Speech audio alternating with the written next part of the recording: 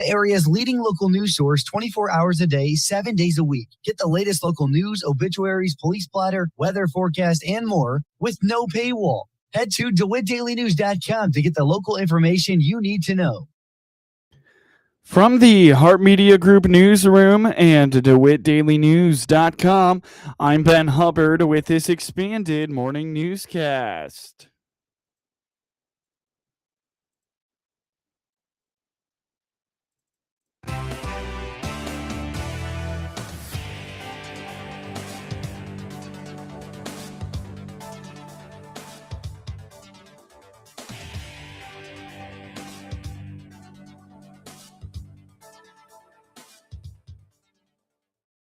Good morning and thanks for being with us. I'm your host today, Ben Hubbard. The news is brought to you by Connexus, offering fiber internet in Clinton. Click their icon on DeWittDailyNews.com to find out more, as well as Bob Chevy Buick in Clinton, your Silverado headquarters. The Clinton FFA chapter has a busy week of activities for National FFA Week. Clinton FFA Vice President Audrey Holland explains that so far this year, they have fundraised through things like the Strawberry Sale, Mumfest with Mariah's Mums, and the Apple and Pork Festival. Reporter Audrey Toohill says that funds raised from the Strawberry Sale largely go back into improving the chapter. It's going very well. We do a lot of fundraisers throughout the year, and I feel like that's had a very good turnout. We just had our strawberry sales, and we actually had more sales this year than we did last year, which is great. So we made more money off of that. We also do Mariah's Mom's Mum Fest. We do parking there, and we had a pretty good turnout for that. Apple and Pork. I think that's all of our like big fundraisers. So we sold them kind of throughout a little bit of January and February. And then we just got the orders in yesterday, actually. So yesterday we all brought in the orders, and then they were picked up yesterday. And I think we had 30 something people sell, maybe around that, which was like a little less than 10 more than last year, I think. And then we made a couple $100 more than we did last year, which is also very great. Well, it just goes towards our chapter as a whole, but it also goes towards some of our scholarship opportunities for our seniors. Most of that comes from our Clinton alumni, though, so they're pretty beneficial. It also, the money from the strawberry sales goes towards supporting us as we travel to CDs and LDEs. So it's just really helps our chapter grow as a whole. President Logan Newberg feels that participation in career development events, or CDEs, has been great over the last year. He notes that the chapter's horse evaluation team won at the state level and has now advanced to nationals, and adds that Leila Casas won third at the state level in Spanish Creed. She is the first ever Clinton FFA member to compete in that event at the state or national level. And then we also host public speaking, our section contest, and we had a lot of help at that too. And then throughout the year, we've also participated in conferences for different things, CDEs. We've had a good CDE participation as well. And then LDEs too, which would be like your public speaking, job interview, that stuff is also a good turnout too. Yeah, so we've had a lot of people participating in our CDEs this year. CDEs are career development events. So things like poultry evaluation, livestock judging, things like we have horticulture, all different livestock judging, all of those, stuff like that. So, and then we've also had many conventions like state convention, national convention. There was a middle school conference not too long ago. And so stuff like that, we've had a pretty good turnout on people going to those, and people really have enjoyed them. So that's good. And then we also had our state horse evaluation team win state, and they are now going to nationals. Yes. So Lila Casas placed third in the state for the Spanish Creed. And then she moved on and she gave the Spanish Creed again at national convention. And so that was very good. And she, I believe, enjoyed it as far as I know. And she was the first ever Clinton FFA member to compete in the Spanish Creed at the state level. Really? The chapter is spending the week celebrating these successes with things like dress-up days, drive your tractor to school day, and a movie night. They are also showing their appreciation to staff by hosting a breakfast for them. So we had dress-up day. We've had dress-up days going on all week. On Monday, we had pajama day. Yesterday was twin day. Today is Western/Redneck Day. Tomorrow is Adam Sandler Day. And then Friday is Blue and Gold. Yeah, so every day we have some sort of an activity. So Monday we had an assembly with the entire school, and we had fun games that everyone could participate in and kind of learn more about FA agriculture. On Tuesday, yesterday, we had a movie night. And we also passed out donuts to teachers, and we partnered with the life skills program at our school to pass out coffee and tea as well. Nice. Wednesday was drive your tractor to school day. And then Friday, we have a teacher appreciation breakfast in the morning. So we get there at the ripe old time at 6:30, and we cook biscuits and gravy, pancakes, and I know there's more, but I'm not sure what it is. We cook that for the teachers, and then at 7:30, they all come in and they get a little bit of their breakfast. I mean, we've also hidden cow ducks around our school just to get some more student excitement, because like dress up days, sometimes they don't excite everyone, but everyone always looks forward to finding these cow ducks because they have the letters FFA on them and they're hidden throughout the school. And if you find 3 of them that spell out FFA, you can bring them into the ag room, you get a piece of candy, and you also get put into a raffle for a $10 gift card. Just a little exciting piece of it. The Clinton FFA has a busy season ahead of state conventions, CDEs, and the chapter and section banquets. Learn more about the chapter by visiting clintonffa.com or by finding them on Facebook and Instagram. Coming up shortly on this expanded newscast, Lincoln Community High School hosts FFA dance. Local agricultural markets are feeling the ripples of a major legal decision last week following the landmark 6-3 Supreme Court ruling on Friday, where the legal foundation for the Trump administration's 2025 global tariffs was struck down. The decision has left farmers and traders in central Illinois and across the country wondering what comes next for commodity prices and international trade deals. Reagan Tibbs, a commercial ag educator with the University of Illinois Extension, says the Supreme Court agreed with a group of small businesses, including one right here in Illinois, who argued the president overstepped his constitutional bounds.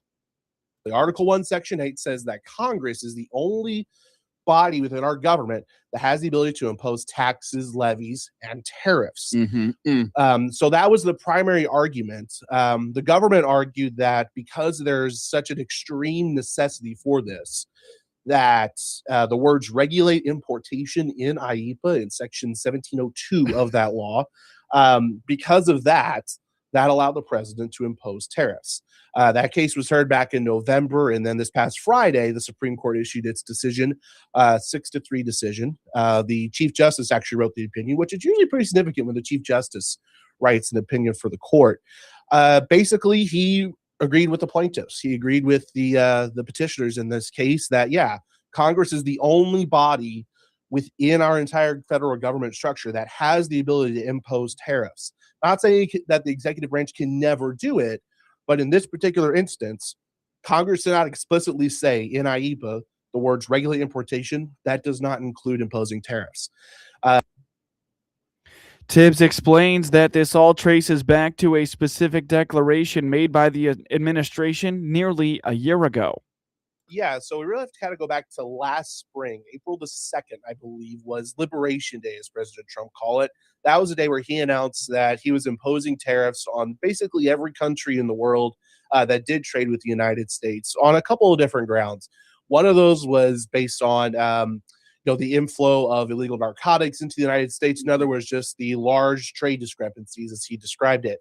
And he did that under a law called the International Economic Emergency Powers Act, or IEPA, is what it's known as for short.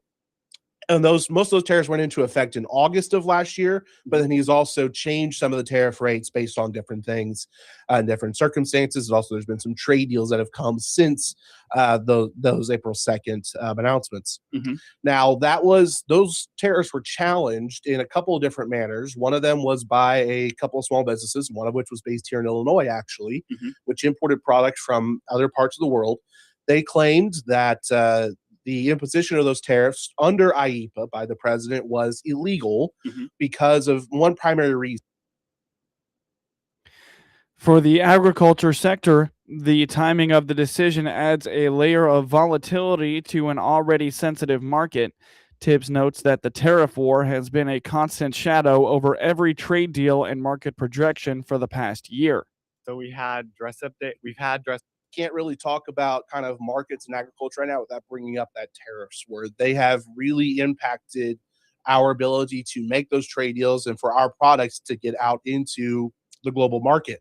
It's really impacted our market prices, and just since Friday alone, we've seen major price swings within our commodity markets and just markets in general. I mean, it just really kind of depends on what day it is. I was just listening out here before you had me on here this morning. That markets are kind of mixed this morning. So yeah, I think it's just the big question is we don't really know what's going to happen next. After the Supreme Court announced their decision on Friday, the president announced that he was going to utilize a different law to impose other tariffs as well to try and basically redo what he did last April. So that's the thing is we don't really know what's going to happen moving forward. And obviously there's a question of, well, all these, the revenue that's been generated from these tariffs, what now has to happen with that? Is it going to have to be refunded to the people who paid those tariffs? Is it going to have to be redistributed in some other manner? What about the trade deals that have happened since those April 2nd tariffs were announced? What's going to happen with those? We really don't know. So as much as the Supreme Court decision is impactful in that it gives some clarity on IEEPA and other laws related to tariffs, it also causes a lot of confusion and uncertainty as to the future of kind of trade and trade policy at the federal level. Groups like the American Soybean Association have expressed concern because even if the original tariffs are struck down, if new ones are slapped on fertilizer or machinery parts from abroad, it further narrows the profit margins for local producers who are already dealing with high operating costs. You're listening to the WHOW Morning Show. Let's take a quick break with a word from our sponsors. Experience the power of better connection with Connexus Fiber Internet. Connexus delivers ultra-fast, reliable speeds to keep you connected at the speed of life. Whether you're working from home, streaming your favorite shows, or gaming with your friends, Connexus has you covered. Say goodbye to buffering and dropped calls and say hello to fiber fast internet. Ready to upgrade your connection? Sign up today by clicking the Connexus icon at DeWittDailyNews.com. Nothing connects us like Connexus. It's time to celebrate winter. This is Scott Baum from Baum Chevrolet Buick in Clinton and Farmer City. Yes, we have extra savings on all new Chevrolets this month to celebrate the winter season. See our inventory of Chevrolet Trailblazers, Blazers, and the Efficient Trax. We also have a good selection of our 7-passenger Chevrolet Traverse and Tahoes. Chevrolet, together, let's drive. See our winter celebration savings at BaumChevyBuick.com right from the start. News time is 21 minutes after the top of the hour. You're listening to the WHOW Morning Show. The Lincoln FFA chapter has a unique celebration as a part of National FFA Week at the high school. Chapter Vice President Jaden Miller explains that on top of the usual dress-up days, they are hosting line dancing and a Sadie Hawkins dance. Reporter Brooke Meissner explains that they decided on a boots and bling theme during the planning process. So FFA Week's been going great. We've been trying to engage with our students. We've done things like dress up and with things like Zoom days, business attire on top, pajamas on bottom. We've also done FFA Official Dress Day, National Blue Corn Gold Day. We've also tried to engage a little bit deeper with our students with line dancing. We did Sadie Hawkins dance as well. Oh, cool. So really this entire FFA week, we've just been trying to engage with our chapter. Okay, well, we had some of our members, more like our committees, plan the dance for us. We tried to stick with a boots and bling kind of theme to include, our FFA members, but also our non-FFA members at the school. We invited it to everybody. It was on a Saturday night, couple-hour long dance with a good theme. Just try to get people to be a little bit more involved. So one thing I've really loved about FFA Week is being able to engage with the students, especially line dancing. Line dancing is really fun. Throughout the day, we'll bring students in their PE classes together, and for the day they just get to practice line dancing. So that's definitely really fun, like Copperhead Road, all kinds of dances. So I'm not I'm not amazing at it, but it is fun. Miller indicates that they team up with the LCHS Student Council to host an assembly at the school to highlight FFA students who competed in career development events or went to compete at the state level. Meisner adds that recognition of those accomplishments is important. So, like I said before, we were working with the student government. We did our opening ceremonies for the FFA. We called down and recognized all of the students that competed in CDEs, went to state. Our degree recipients, we did CDE recognition. We just wanted to make sure that our FFA members got the spotlight during FFA week. For me, FFA week, what stands out to it is more like the recognition that we get. I feel like people hear a lot about FFA, but they don't really know what we do or how much time our members spend doing that. So like what Jaden said earlier with our assemblies, when we got to recognize the people who did the conferences, the degrees, the CDEs, I think that's really cool to me, because I just feel like they should deserve the spotlight for all the hard work they put in. A good national FFA week for the Lincoln chapter is about bringing awareness and recognition to the students in FFA, and the hard work they put in often goes unnoticed. Miller notes that it is also about promoting FFA as a whole.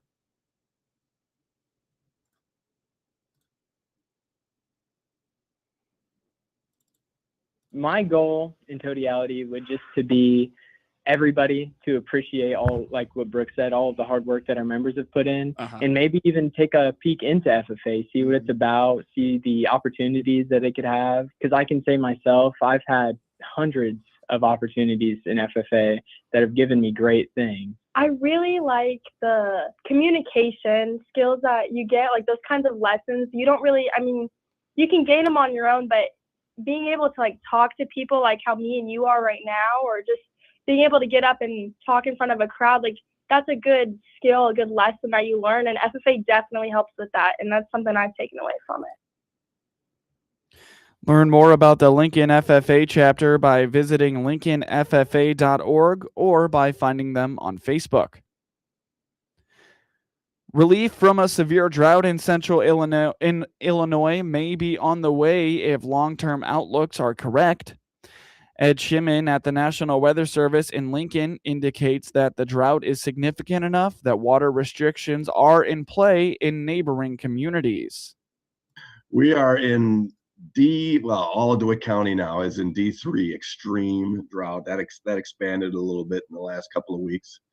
So, water restrictions are kind of being discussed in Bloomington, I know, and in Decatur. I know Lake Decatur is extremely low, and the Muhammad Aquifer, I know, feeds part of the area as well. So we're in trouble here if we don't get some precip. Water restrictions may become something that is considered more widely in terms of usage and watering the lawns are going to be out of the question with the level of water we have in some of the areas. So it's pretty bad. D4 is exceptional drought, and that's the highest you can get. I don't think we're going to go that high. Dr. Trent Ford is in discussions with our office and other various agencies across the state about how this needs to evolve with our coverage of extreme drought. But, it's definitely something that's a concern, especially as we head into the spring planting season. While the current landscape is parched, a shift is appearing in the long-range forecasts. Shimon says that the latest data from the Climate Prediction Center indicates the entire month of March is trending toward a much-needed increase in moisture. Well, I've got some good news based on the Climate Prediction Center's outlooks. The 6 to 10, 8 to 14 day, and the 3 to 4 week outlook. Basically, the entire month of March, trends are towards above normal precipitation. And that's a good sign. We typically see in the month of March about 2.7 inches of moisture hit the ground. So if we can overachieve that, maybe by an inch or possibly two, that'd be great. When we have these outlooks, it doesn't say the amount of overage. It just says the tendencies are above or below normal. But when I'm seeing the percentages, especially so it's in the 40th to 50th percentile, tipping the balance toward above normal precip in that particular direction. So it's a good sign. Spring storms can drop a lot of rain really quickly. and our ground is ready to go. There's no frost depth really. The frost depths, if we've gotten some the last couple of days, maybe very shallow. So this water is going to be able to soak in and give us some meaningful improvement, hopefully, to the drought status here. The timing of this predicted rain is vital for the upcoming growing season. Shimon notes that because the ground isn't deeply frozen, the spring storms have a unique opportunity to actually penetrate the earth and begin healing the soil. Yeah, the whole spring, well through May, precipitation is showing above normal. It's just the 33 to 40th, that first tier above normal for precip. Temperature-wise, right around equal chances there. No signal above or below there for temperatures from March, April, May. But the precipitation signal above normal, even though it's only slightly, that's a good sign, because breaking the drought, 1 to 2 inches isn't going to break our drought. That's like you need 8 to 10 inches of soaking, you get into the soil to really say, okay, now the drought's at ease for a bit. But it's going to take several months of replenishing rains here to really put a chunk in that D3 extreme drought. As we get close to closing out February, a warmer than normal month combined with minimal snowfall has allowed the ground to thaw out and be ready for the spring rains when they arrive. Get news anytime from your computer or your mobile device at DeWittDailyNews.com. That's DeWitt County's #1 source for news, sports, police blotter, obituaries, and more. DeWittDailyNews.com. Network news is now.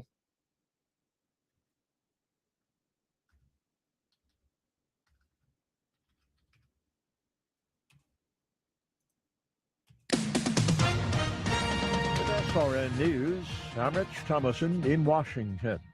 Deadly gunfire off the northern coast of Cuba involving a speedboat from Florida. Havana claims the 10 people on board, Cubans living in the U.S., were trying to infiltrate the island. 4 were killed by Cuban agents. Secretary of State Rubio says the U.S. is investigating. The Trump administration is withholding almost $260 million to Minnesota over allegations of Medicaid fraud. The U.S. and Iran now holding a third round of nuclear talks. Those discussions underway this morning in Geneva. A House committee conducting the Epstein investigation hears today from Hillary Clinton. Her testimony will be followed by that of former President Clinton. He is due to testify tomorrow. The Clintons agreed to testify after being threatened with a contempt charge. On Wall Street, the Dow futures are down 3 points. NASDAQ futures are off 10. More details, srnnews.com. Hey there, it's Chris. And as you know, Israel is a hot discussion point right now. I just talked about it on a panel at the National Religious Broadcasters Convention. There's so many opinions and emotions surrounding the subject. And the Bible tells us, of course, I will bless those who bless you. That's not just a comforting promise. It's a clear calling from God. And today, with anti-Semitism rising around the world, the calling is more urgent than ever. At a time when Jewish communities are experiencing more hostility, more threats, more violence than ever, Christians have a real opportunity, a powerful opportunity to respond with God's love, to say, you're not alone. When Christians choose to bless Israel, you're not entering into a political issue. You're honoring the roots of our faith and standing against hatred. Supporting Israel is more than just a belief. It's a biblical mandate. Partnering with the International Fellowship of Christians and Jews, you can push back against darkness and be a light to God's people. Go to ifcj.org to learn more. That's ifcj.org. Live the word, answer the call. This is staff meteorologist Jennifer Wojcicki with your regional radio forecast. Slight chance for freezing drizzle today, otherwise sunshine mixed with clouds at times. High temperatures reach up to 49, southerly winds 5 to 10 miles per hour. Lows around 31, tonight clear skies. Highs around 65, tomorrow bright sunshine. Hear weather twice an hour or online anytime at DeWittDailyNews.com. Currently, it's 32 degrees. From the Hart Media Group Sports Desk, IL Sports Wire, and DeWittDailyNews.com, I'm Ben Hubbard with this local sports report. In a game heard on WHOW and all its digital platforms, the Clinton Maroons fell to the St. Joseph-Ogden Spartans by a final score of 53-48 in a Class 2A boys basketball regional semifinal matchup on Wednesday night in St. Joseph. Clinton struggled to score early in the first quarter, but after Coach Vic Binkley called a timeout, they turned up the defensive heat and took the 11-6 lead after the first quarter. The Maroons pulled away in the second quarter, building up a 9-point lead to make the score 29-20 at the half. The Spartans made defensive adjustments of their own after the half and held Clinton to just 9 points in the third quarter to their own 13. They made 4 buckets from distance in the final frame, and Asher Premer made the final 2 free throws of the game to seal the win. Keaton Graves led all scorers with 28 points for the Maroons. Jaden Bell added 8 with an even 2 points in each quarter. Keegan Daughtry added 5. St. Joe spread the ball around evenly, with Parker Fitch leading the way with 15 points.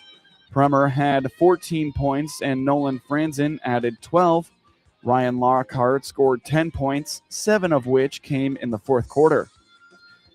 Clinton finishes the season with a record of 24-9. St. Joe improves to 20-11 and advances to the regional championship on Friday against Warrensburg-Latham. Tune in to the next Clinton Maroons sports broadcast as the Maroons kick off the baseball season against Delavan on March 16th. First pitch is at 4:30 p.m. Hear all the action on WHOW and all its digital platforms.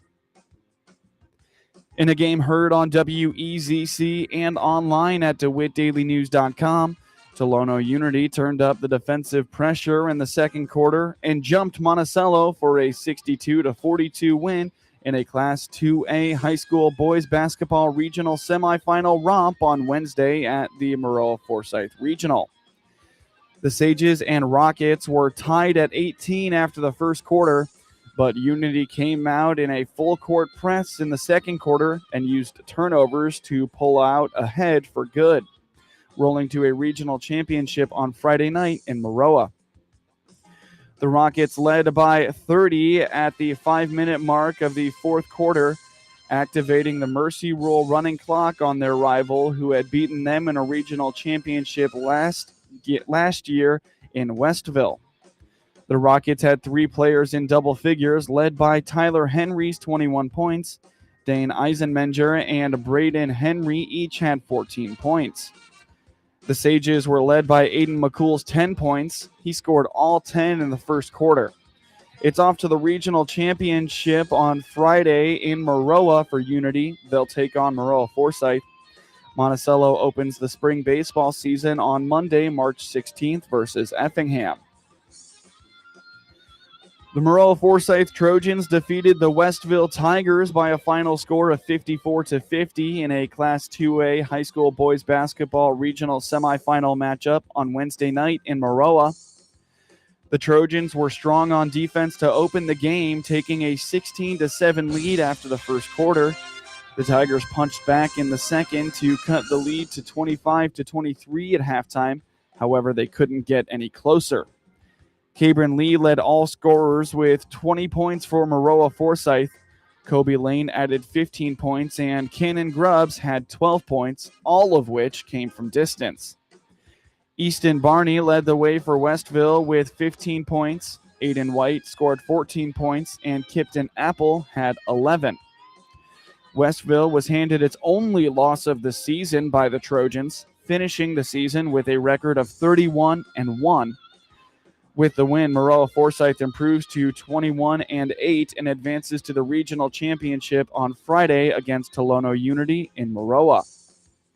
In high school boys basketball, regional semifinal scores from Wednesday. 2-seeded Carlisle beat the 7th-seed Edinburgh in Class 1A action 64-31, while the 10th-seeded Schlarman upset 2-seed Cerro Gordo Bement 41-40. Top-seeded Decatur Unity took down 8-seed Oakwood 68-44, and top-seeded Leroy beat 9th-seeded Flanagan Cornell 65-47. Another top-seed victory for DMAC as they beat the 9th-seeded Havana 62-43. 2 seed Tremont took down the 10th seeded Delavan 65-53, while top seeded Tuscola rolled 8 seed Shiloh 71-56. 3 seeded Toledo Cumberland beat the 6 seed Central A&M 67-36, while the 5th seeded Mount Pulaski beat 13 seed Urbana University 53-41. 5 seeded Hayworth took down 4 seed Clifton Central 64-56, while the 3 seed Ridgeview rolled 6 seed Gibson City Melvin Sibley 77-36. 4 seed Stewartson Strasburg beat Meridian 81-78. In Class 2A action, 2 seeded Warsaw beat 7 seeded Eureka 37-36, while top seeded Peoria Manual took down 9th seeded Tri-Valley 46-43. The 2 seed Warrensburg Latham beat 7th seeded Pana 67-48, while top seeded Quincy Notre Dame took down 8 seed Pleasant Plains 44-32. 2 seed Williamsville beat 7 seed Auburn 39-30, while 4th seeded Bloomington Central Catholic took down 5th seed Macomb 52-43. 4th seeded El Paso Gridley beat the 5th seed Prairie Central 62-60, while 6th seeded Paxton Buckley Loda upset 3 seed Bismarck Henning 58-44. 3 seeded Rochester beat the 6 seed Riverton 65-49.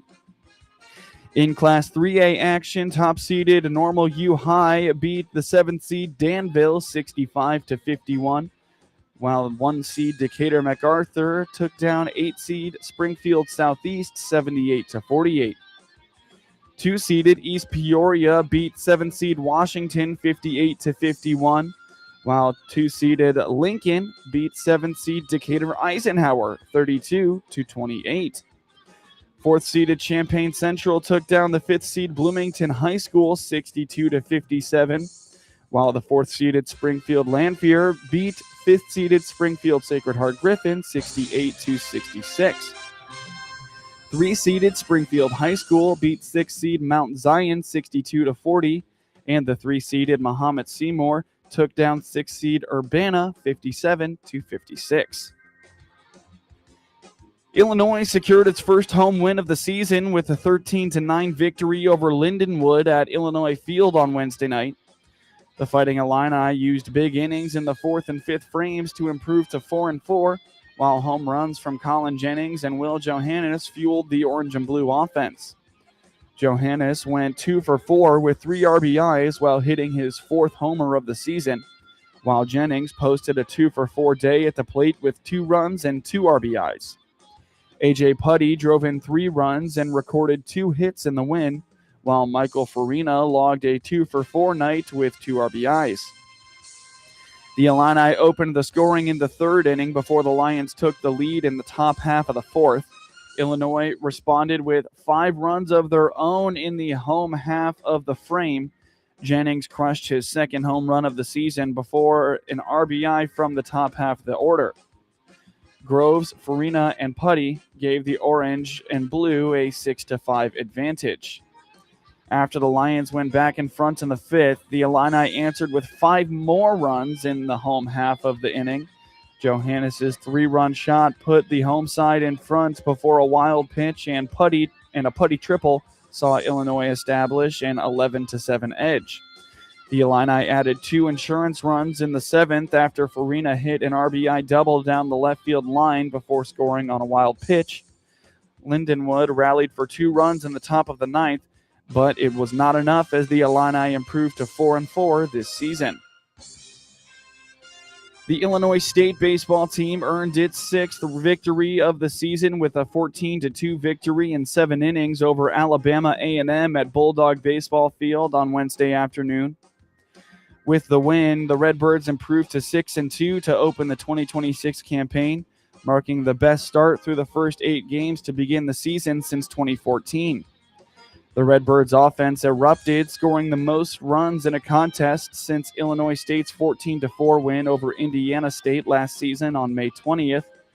4 players recorded 2 hits in the performance. Redshirt sophomore Braden Bakes earned his fourth multi-hit contest of the season with a 2-for-4 performance, including a 3-run home run in the 6th inning. Junior Graham Mastros added 4 RBIs in the win, marking his second contest this season with 4 or more RBIs. The Bulldogs struck first in the contest after a walk with the bases loaded in the 2nd inning gave them a 1-0 advantage. In the following frame, the Redbirds capitalized on an Alabama A&M error with the bases loaded to take a 2-1 lead. In the top of the 4th, Illinois State extended its advantage after an RBI double from senior Josh Outlaw drove home graduate Camden Karchewski to make the score 3-1. Later in the inning, junior Luke Stolga brought Outlaw in to score on an RBI single, moving the Redbirds' lead to 4-1. Karchewski later extended the Redbirds' lead to 5-1 in the top of the 5th inning after he drove sophomore Eric Machej on an RBI double. In the bottom half of the frame, Alabama A&M pulled 1 run back with an RBI double to move the score to 5-2. In the 6th inning, redshirt sophomore Braden Bakes drove in 3 Redbird runs with a home run to extend the lead to 8-2. They exploded with 6 runs in the 7th inning, extending their lead to 14-2. In the frame, Stolga and McHarg tallied their second base hits of the contest to bring in 3 runs for Illinois State. Later in the inning, the Redbirds added 3 runs following a triple from junior Graham Mastros and a double from Machej. In the bottom of the 7th, freshman Jackson Natnek made his collegiate debut, entering the contest in relief. Natnek earned his first collegiate strikeout in the frame to close out the victory. Bowden Skunberg scored 14 points, and Johnny Kinzinger secured the victory with a jump shot with 12 seconds left as Illinois State defeated Northern Iowa 71-69 on Wednesday. Skunberg had 8 rebounds for the Redbirds, who improved to 19-11 and 11-8 in the Missouri Valley Conference. Kinzinger shot 5 of 13, including 3 for 7 from beyond the arc to add 14 points. Chase Walker shot 5 of 7 from the field and 3 of 3 from the free throw line to finish with 13 points.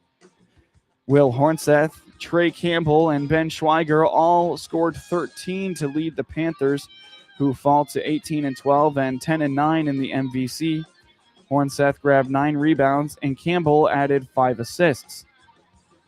Skunberg put 7 points up in the first half for Illinois State, who led 28-23 at the break. Walker scored 13 points in the second half for Illinois State.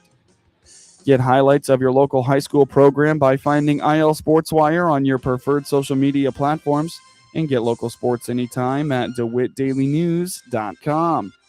Celebrating 40 years of covering Illinois agriculture, this is the Hometown Illinois Radio Network. This network report from the Commodity Classic in San Antonio is being brought to you by the Illinois Corn Marketing Board.